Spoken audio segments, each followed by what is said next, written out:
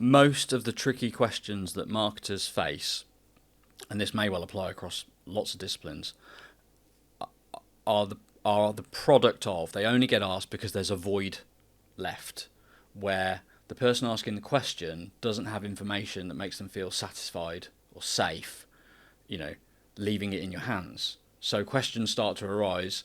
Nobody has this figured out completely. Like, there will always be flaws in every single way that you look at ROI.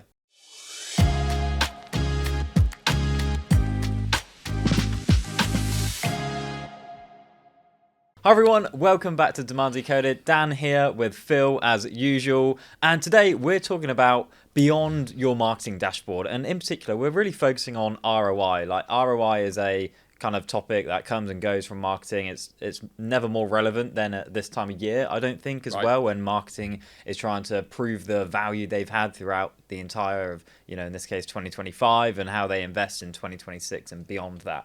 And there are a lot of issues with the way marketers go about trying to evaluate ROI, try and justify investments. And in this episode, we're really trying to get to the bottom of how you should actually think about ROI, how you absolutely shouldn't think about it and frame it in those ways, and how you combine ROI with some signal tracking to really get to the perfect kind of match made in heaven when it comes to measurement. Because let's face it, it is tricky. There's no perfect model here, but I think we've got some ideas. Yeah, like you say, it is one of the harder things that marketers have to deal with, and it comes around. It's like remortgaging, It comes around every once in a while, annually for most of us in the case of the marketing ROI. And I think a fair few people groan when it does, because it is such a tricky one, and you're forced to look at it, and then you're reminded just how complicated, hard, and sort of evaporative it can be. But you've got a plan. You've got to justify the budget you had and the budget you're asking for. So it's invariably a topic that comes up and needs handling. Yeah, it's fine for it to not be enjoyable as well, right? I don't Can't actually enjoy everything, can we? Who enjoys trying to calculate ROI? I'm sure there are people out there listening. Yeah, but it's okay if you don't. It's okay. But ultimately, we do have to do it. We do. We have to do it. Might not be the most exciting job in the world, but it is just an essential one that, we need to do in order to actually make sure that, the goal of marketing is to take an investment and ultimately deliver value off the back of it, which coincides with sales, of course. Marketing can't deliver any return on their investment without sales, but also sales, in most cases, won't be able to deliver return on investment without marketing. So two go hand in hand, right? That's quite right. Before we get into the podcast today, here's a quick word from our sponsors, HubSpot. Think about listening to this podcast right now. You're probably multitasking and catching 70, maybe 80% of it. Now flip that and imagine only catching 20%. That'd be pretty crazy, right? Yet most businesses only use 20% of their data. All the important details in call logs, emails, and chats just left floating in digital space. HubSpot gives you access to those insights to help your business grow, because when you know more, you grow more. Visit HubSpot.com to get the full picture today. All right, the first thing, Phil, that I want to touch on here is the fundamental problem with channel ROI. And I've been thinking about this a lot recently, which is the fact marketers so often say about the importance of multi-channel marketing, and we understand the importance. I don't actually like that as a term, but we understand the way that buyers buy is really complex. They use a ton of different channels. They're exposed to our brand in so many different ways and avenues, and they have different messages hitting them at different times just from our own brand. Mm-hmm. But when it comes into measurement, all of a sudden we default to last touch attribution. We default to single channel ROI. And it just, there's a complete disconnect between the way that our buyers are buying, the way that they are exposing themselves to our brand, and the way that we're trying to measure the impact of that. Yes, indeed. And that issue is essentially it makes ROI calculations for the most part impossible, because the buying experience is multi-channel. It's multi-touch in multi places. It doesn't experience one thing only before a purchase decision is made. And as you said, businesses intuitively optimize for that by marketing into multiple channels. Yeah. But then when it comes to evaluating the performance of their marketing investments and marketing activity, it's typical to start to look at individual channels in isolation and try to work out, well, based on what we spent in that channel and what we can measure back from that channel, what is the ROI of that channel? But as you've said, there is no way on earth that only the work that you did in that one channel is the cause of any purchase. It will be multiple channels. So there is ROI is an equation, and for an equation to work, you've got to have, it's got to work repeatably, based on the variables that you put in. And there's two axes of challenge with this, which is, you've talked about the breadth issue, which is ROI only works if you calculate it across the breadth of the activity that influences the R that you get back from it, which is, content that you put on social, ads that you pay for, events that you go to, your website and its evolution, and many more. Yeah. Many more. There's the breadth issue. And then there's the depth issue, or the length issue, which is, we're only able to actually detect and measure a fraction of our buyers' engagement and interactions with those channels and the work that we do with them. So, a typical buying journey will take place over many touch points, and the number's growing. Buyers look at lots of pieces of content, lots of information, lots of posts, lots of information over a long period of time. And a lot of that, in fact, the most of it, happens while they are anonymous to you, and you cannot know with any degree of certainty what their first exposure to your brand was in a measurable way, which pieces of content, which messages, which creative they saw along that journey, until you get into the land of attribution, where they do something that makes them knowable to you. In many cases, that's a form submit, or some kind of engagement like that, and you start to get some analytical data that might go back a little bit in terms of some cookies that they had on their browser while they were anonymous. But again, that's only really a couple of channels out of the ones that they might have seen and touched. And you start to look at first touch or last touch or some kind of multi-touch, but they're all nonsense, because they are only reflecting that part of the journey that you can see.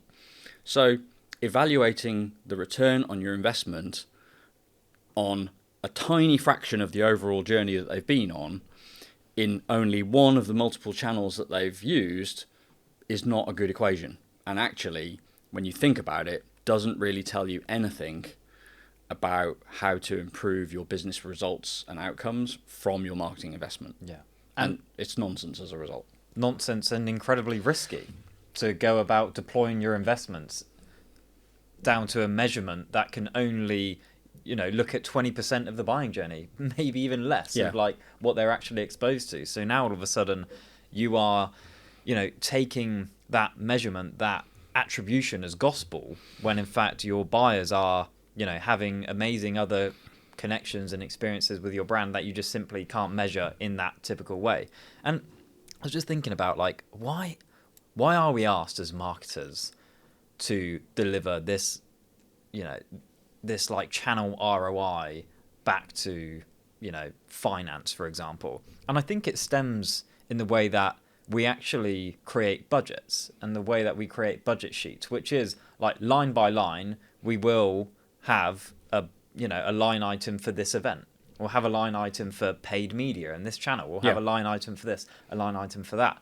For finance people who don't understand the buying journey, nor should they, by the way, that's not their job to be able to understand the way that buyers buy, the way that they consume information, the way that they go about evaluating vendors and things like that. Indeed. Like, they understand that we put money here, like, where does that money come out, basically? Right. And, like, I think that is probably where a lot of this stems from. It's like, well, we can see that line by line, you know, we invested there, so what did we get from that investment there? I think it's completely natural and reasonable for businesses to want to measure, right, in this way. Ultimately, no matter what we do as a business, no matter what your product, service, or offering is, you're a financial machine at the end of the day.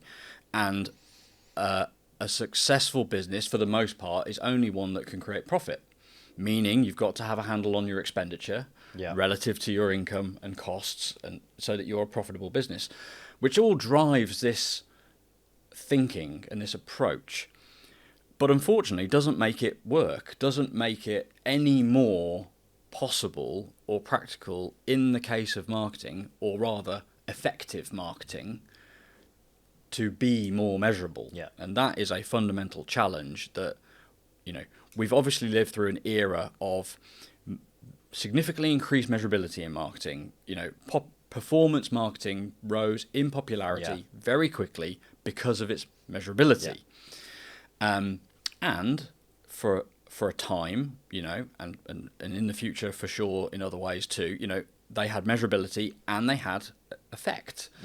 But they never did span the full gamut of what was happening in the buyer's experience, or in most cases what marketers were doing. So it's still only a very small portion of what the entire investment is, and an untrue reflection of what the return on that investment is. So it's natural to want to measure. We do need to operate as financial machines, but nothing you can say or think or do or wish will make that approach to measuring marketing ROI truthful for your business. And, you know, we're not going to end the podcast here and say that, sorry guys, you know, it's tough, basically. Like, you can't measure ROI in that way, so do something. No, it doesn't please us to say that this is not just hard, it's actually impossible. Because that doesn't make it any easier as a marketer to, you know, navigate this landscape. So we are going to talk about, you know, ways that we think you can approach it. But yeah, it's like, it's a point of frustration, but you simply cannot, no matter how much brain power you apply to it, there's too much you don't know, there's too much you can't ever know to make the traditional approach to marketing ROI calculation, you know, factual at the end of the day. Totally. All right, so here's some of the things we're advocating for. Blended ROI across all marketing activity is something that will be able to look at your investments across the board, different channels, and how they finally influence the R in ROI. How, you know, you take all of your event costs, all of your paid media costs, all of your people costs, all of your, you know, website costs, software costs, everything. How is that all blended together, and then actually have a return on that investment figure at the bottom of it? It's the logical way to look at the investment that's being made in terms of the outcome that it's producing, without splitting it down in ways that actually move you further away from truth than closer. There is still argument that can happen when you take this approach, although it is the better approach in most cases, in terms of what is the R. You know, because ultimately calculating ROI, it's pretty easy to understand your I, your investment, because we know what we're spending across the channels. We know what our resource and headcount costs and our you know, supplier costs. We know our I. But what is the R that we're getting? And you said it earlier, right? In a lot of cases, customers can't be won without marketing and sales. So actually, a one customer is the product of not just marketing investment, but there is sales investment too.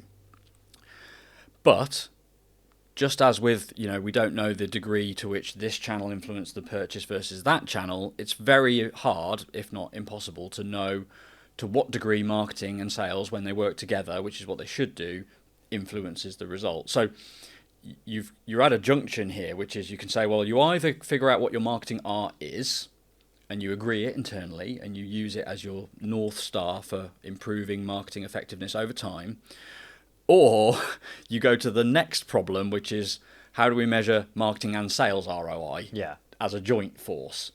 Of course, you've got many more costs to consider. You've got a lot more data and touch points and analysis to do, and that is way beyond the remit and role of most marketing, marketing professionals. Let's face it. But if you're going to take a blended approach to ROI, which is definitely the logical way to look at the investment, the R needs to be fixed. Yeah. And that could be pipeline generated as a result of high intent inquiries, or it could be, I'm not saying this is right or wrong, but it could be opportunities associated to contacts whose introduction to the business came through marketing channels prior to sales, and vice versa. Not because I'm trying to split credit, not because I'm trying to say marketing is doing a better job of this than sales is, and sales are doing a better job of that than we are, simply to say that we need some way to fix our definition so that we can use our blended calculation over multiple periods to inform what we do next. Yeah, and those data points are something marketers should absolutely have access to. If you want to go to the next level, I would say closed won revenue, obviously being a key one to look at. If you do have access to, work with your finance team to understand gross profit, that can be your R. Like operating profit, that can be your R.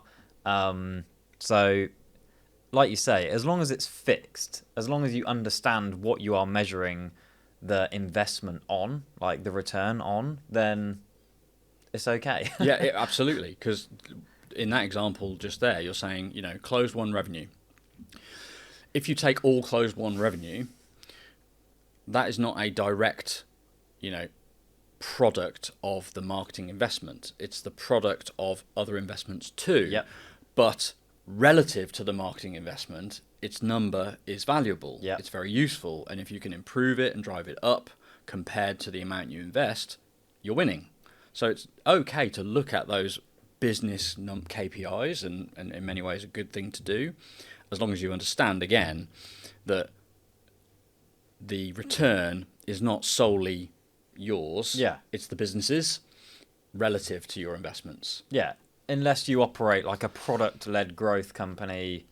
I mean, even still. There's operations as well, right? Yeah. So you can never really, like you said, you can never really completely remove all other cost from ROI, but there's no need to either. Yeah. But this approach where you're not trying to communicate at the highest level within your organization the individual ROI of channels or investments within marketing, it's a more factual, and it's a stronger point of discussion with CFOs, CEOs, and anybody who's a stakeholder that can influence that budget that you're going to get given. Yeah, I do think this is a big educational piece as well. Like, in order to educate, the people who are signing off your budget, like you say, CFO, CEO, whoever it may be, about what actually happens with that investment. Because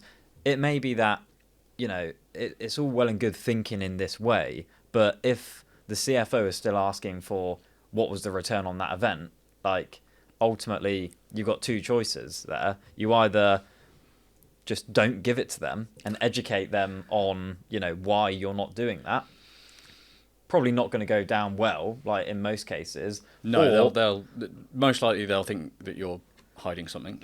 Or you take a kind of hybrid approach where an event is a good example, because there will be immediate returns from an event. If not, I probably wouldn't do the event next time. There should be some immediate value there generated from the event. Absolutely. I think most businesses will agree with that.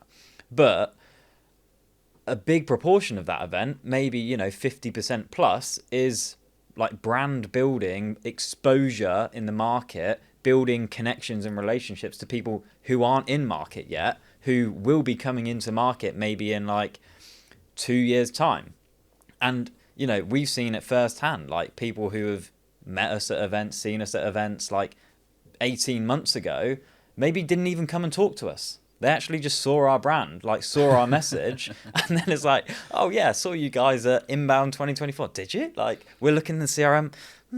You know, they're not actually like logged in there. So yeah, like it's amazing the outsized value some of these investments can have, where if you look at kind of just a channel investment, it really doesn't show that. But in some cases, you will need to like show both and then educate on the value afterwards.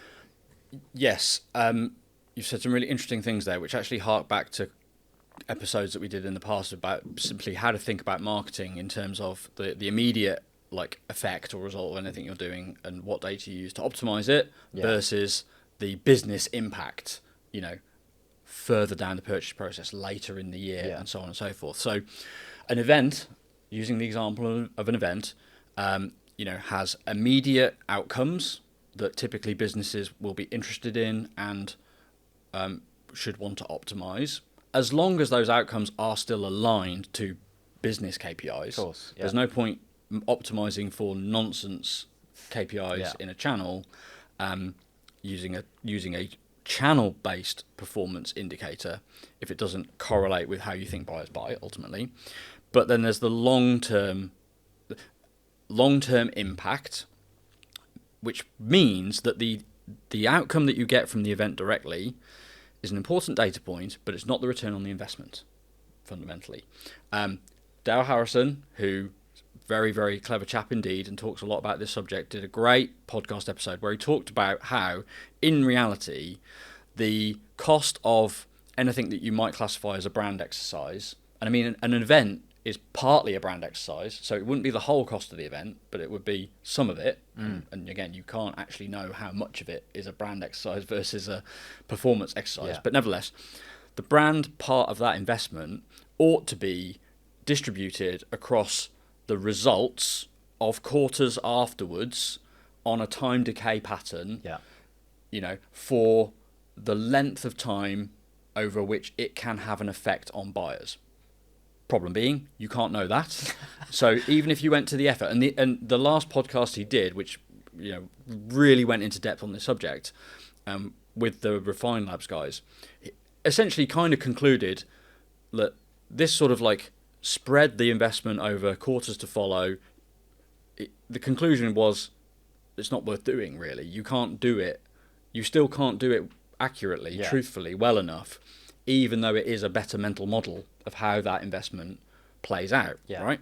So, to your point, if you're being asked about what's the ROI on certain activities, like a event, the smart move, we think, is to reframe that question, right? Rephrase that question and say, well, the immediate outputs that were generated that we optimized for were these, X, Y, Z, you know, leads gathered, meetings booked, opportunities created, you know, the further down the pipe, the path to purchase, the better.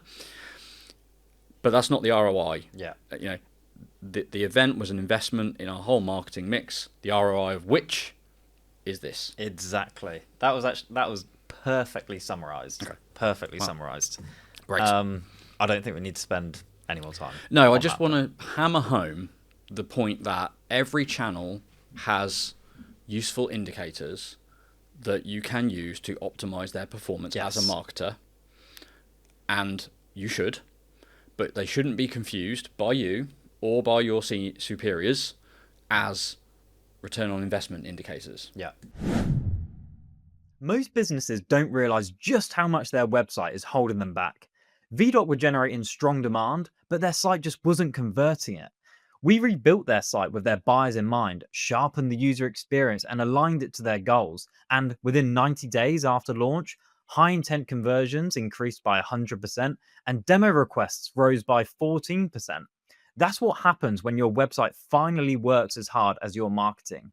If you think your website might be holding you back, let's start the conversation at blendb2b.com. I want to tell you about a podcast that's essential if you're trying to apply AI in your business, and let's face it, who isn't right now?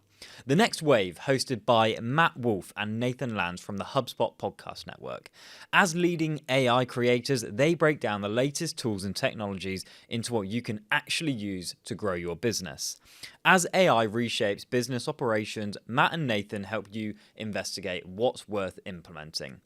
If you're deciding where to invest in AI for your marketing or business, they cut straight to what delivers results. The Next Wave, available wherever you get your podcasts. That moves us on to how do we diagnose poor ROI, for example? We obviously want to know and understand ROI, but we also need to understand channels that aren't performing. Mm-hmm. But ROI is not the right metric to look at when we're trying to diagnose poor performing channels, or actually trying to look at channels that we want to invest more in because they are performing really well. And how do you make those decisions? Exactly. And ROI is actually worth calculating, I think, at the marketing level. Doesn't mean to say that your CFO needs to know that, but it's a good trend to look at from a marketing perspective, just to give you that signal.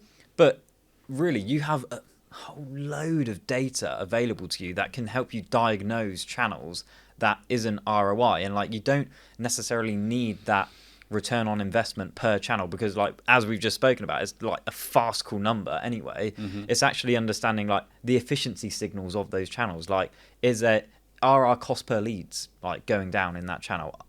When we do our annual conference, are we having to pay more to get those 250 people there? Okay, that's a bit strange. Maybe we need to look at how we are advertising those events, how we're actually running them, etc., etc. Do we need to change the venue? And you've got all of I don't know what to call these, but velocity signals of directions of traffic and sign-ups and demos. Are they increasing or decreasing from these different channels? We do have all of this available to us as marketers, that we can use to diagnose channel performance and look to see where we should be investing more next year. Yeah, that you can paint a picture of how things are working individually and together. Lately, more and more, I've been thinking that this is actually what it is to be a marketer, right? It's not being able to see with precise clarity exactly how much something is contributing to your overall mix. It's being the person that understands the audience, their behavior, the business, the channels you use, using the data available to you to make investment choices that ultimately your reputation rests on.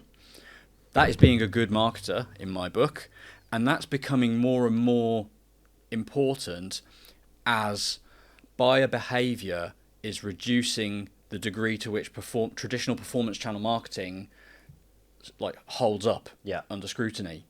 The best marketing, some of the best marketing always has been pretty unmeasurable, and I think that's increasing because of AI, because of buyer attention, distribution, dilution, movement, channel, dispersion. All sorts of factors are pushing us back in that direction, meaning it's more important than ever to be good marketers. Yeah, actually, because you can't know for sure what's doing exactly what in the whole mix, but you can paint yourself a picture. Yes. It is the job of the marketing leader to understand all of these things. This is basically what you are paid to do, right? There's a reason why we don't have data analysts replacing CMOs, because if it was that easy to look at a spreadsheet and say, oh, there's the ROI, oh, let's calculate that, let's do this calculation, boom, we'll put more money there, let's just smash thousands and millions into this one channel here. Doesn't happen. Businesses that do it waste a ton of money doing that, because it's just simply not how it works. Yeah, right? You can't do quant marketing. No, this is literally the job of a marketing leader, to take a look at the ROI, take a look at the data, but combine that with all of the qualitative insights, combine that with your deep understanding of the market, like what you hear from communities you're part of, like what you hear from events you go to, what you hear from your sales team, like your product team, like combine all of that together to then like give you the outcome of what you should be doing, like what you have done. That's the job. What some people will be hearing is that their leadership need to trust their marketers, right? And that is absolutely true, but trust must be earned and maintained. And the important thing for marketers to realise when they're operating in this space is know what the right signals and measurements are to base their decisions on, and which ones to communicate upwards to. For example, I would rather have a relatively small set of really high quality, quantitative, anecdotal signals and insights from real buyers about where our marketing is reaching them, how it's touching them, what impact it's having on them, and that it's produced pipeline from it, than any vanity metric all day long, right? Marketers can't earn trust from senior leadership by reporting bounce rate and time on page and clicks and impressions necessarily, and actually gathering those signals that you can get from self-reported attribution on website forms, some data and insights you can get from third parties, the incredible stuff we're getting from Ask Elephant meeting recordings. These are the things that you can use to show that your work is having the desired effect and not fall foul of optimizing for completely the wrong measurement, which sooner or later just gets seen for what it is, which is non-pipeline creating activity. Yeah. And we have to be asking the question sometimes as well, like, why are we answering this question? Why is your CFO asking you what the ROI of that channel is? Like, actually just understanding why that question is being asked can often help you like potentially reframe it in a different way, or just like understand their perspective, what they are actually trying to understand from the business perspective. So maybe you can come at that question from a different angle, but like you need to understand what their end goal is. What are they trying to measure at the end? And you can help them get there. Like, partner up, like measure it in the most effective way possible. It's not like a versus here. Like we're teaming up with other functions across the business to answer the core question. Most of the tricky questions that marketers face, and this may well apply across lots of disciplines, are the product of, they only get asked because there's a void left where the person asking the question doesn't have information that makes them feel satisfied or safe, leaving it in your hands. So questions start to arise. What's the value of that? Why don't we do this? Oh, I've seen this over here. Every marketer, knows what it feels like to be told what to do by a non-marketer because they've seen something interesting, they've had an idea, someone said something, and it just comes along and like disrupts everything you're thinking about, and you've got to figure out often on the spot whether it's a good idea, whether it's a bad idea, how to turn it down, all those sorts of things. But what you communicate about and to your leadership is so important for making sure that you don't leave that void where they feel it's necessary or compelled to ask you questions that either can't be answered or are counterproductive to answer if they are answerable. So the reframing it begins by making sure that you are filling the air around you with like valuable information about what you're doing. Yeah, absolutely. All right. I might start to wrap things up here because I'm really, really cold in this room. Our podcast studio gets quite cold when we don't have the heating on. And when we do have the heating on, like you can probably hear it in the background. So, yeah, I think closing thoughts are that this is really hard. Like, it is really, really hard. As marketers, nothing we can say to make that untrue. Like, you will be asked questions that are just like nonsensical in the answer that you're like being asked to give. Measuring channel by channel ROI is just not possible to do it perfectly. we absolutely advocate for that blended ROI for overall performance, diagnose with like channel signals. But yeah, ultimately, like, this is hard. Consistency in finding that the right way that you go about measuring is probably key, so that you've got a like anchor point to lean on, you know, when you measure this quarter by quarter, like year on year, that it's actually consistent and you can measure the directional trend. Yeah. So the best measurement, the best reporting is always consistent reporting over time. So knowing what you're measuring and why, and sticking to it is really important. And measuring, there's no baseline for most of this stuff, right? There's no benchmark for channel-based marketing performance that is universally true.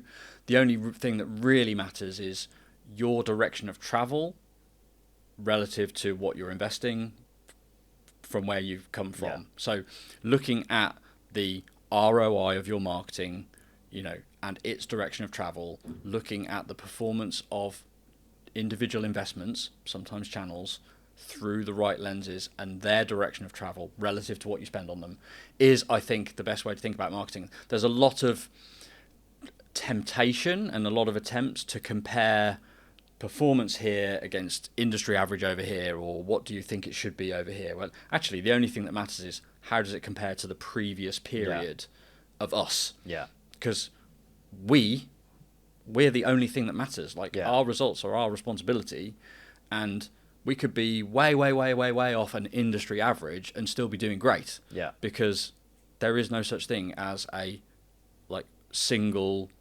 universal true number for any of this. Yeah. Measure your performance against yourself. Yeah. And, you know, going back to the way that you summarized Dale Harrison's like last podcast, was that actually kind of coming to the conclusion that, you know, you can do all of this in-depth like thought and reporting around taking out some brand investment and like putting time decay in based on like when the human psychology forgets things, and it's like, it's all a bit pointless. And like, actually, nobody has this figured out completely. Like, there will always be flaws in every single way that you look at ROI. Like, there is always going to be a flaw in this, so it's never it's never going to be perfect. Yeah, there's no benefit in going absolutely overboard with trying to perfect the analysis, because perfection is impossible in that sense. So do an amount that is sensible and helps inform what you do.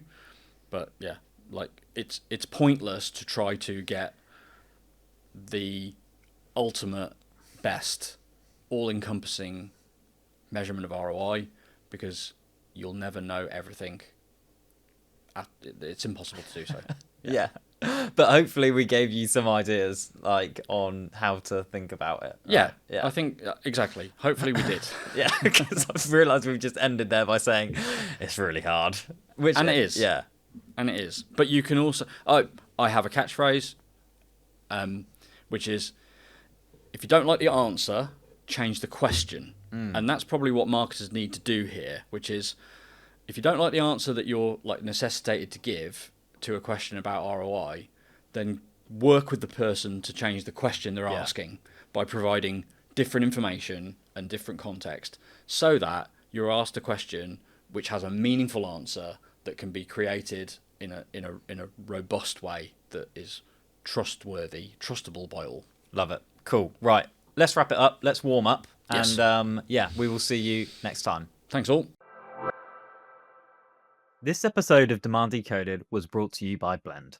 We help B2B technology companies grow through strategic, creative, and technical expertise, bringing you the capabilities you need to drive demand and turn it into real revenue impact for your business.